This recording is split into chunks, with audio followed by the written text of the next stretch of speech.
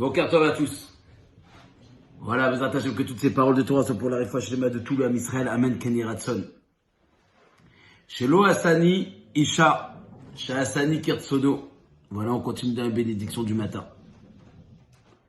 Chaque jour, l'homme dit, merci Hachem que tu ne m'as pas fait femme. La femme dit, merci qu'il m'a fait selon sa volonté.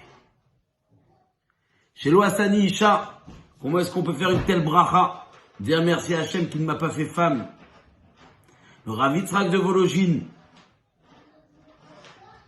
une fois il a rencontré quelqu'un de très important du gouvernement russe qui est venu le voir, il lui a dit, vous de toute façon, le peuple juif,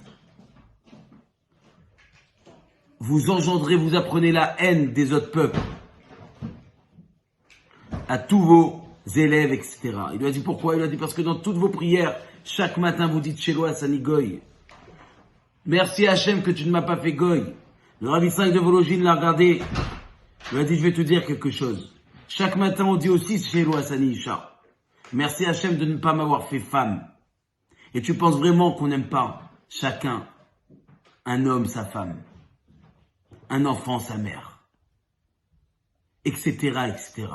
Tu penses vraiment que c'est comme ça que ça se passe?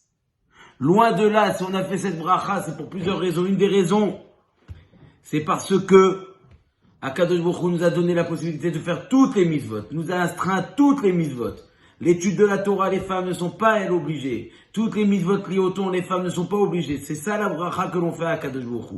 Et l'autre bracha que l'on fait aussi à Akadosh Baruch Hu, qui est un petit peu plus matériel et un peu moins spirituel, c'est combien la femme, elle arrive à faire de choses à la maison, sans jamais s'enlacer, et tout le temps la même chose. Combien cette grandeur de la femme, que l'homme n'aurait jamais pu tenir, l'homme n'aurait jamais pu faire. Deux choses à la fois, c'est pas possible pour lui. Tous les tâches ménagères, c'est pas possible pour lui. Toute l'occupation des enfants, c'est pas possible pour lui. L'accouchement, etc., etc. C'est ça la bracha que l'on fait. Merci Hachem de ne pas m'avoir fait femme. Car j'aurais pas pu supporter et j'aurais pas eu la force de le faire. Chez Hassani Kirtsono, lorsque la femme dit à Hachem, quand elle fait la bracha, qu'il m'a fait selon sa volonté. Pourquoi selon sa volonté? Akadosh Baruch Hu, quand il a créé l'homme, il a demandé conseil au malachim. Et il y a une grosse discussion sur oui ou non il faut que l'homme soit créé.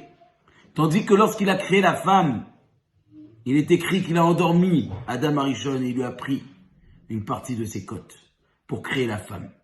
Mais il n'a demandé à personne. Shahasani Kirtsono, merci Hachem qui m'a fait selon sa propre volonté. Il n'a demandé à personne, il savait qu'il fallait le faire.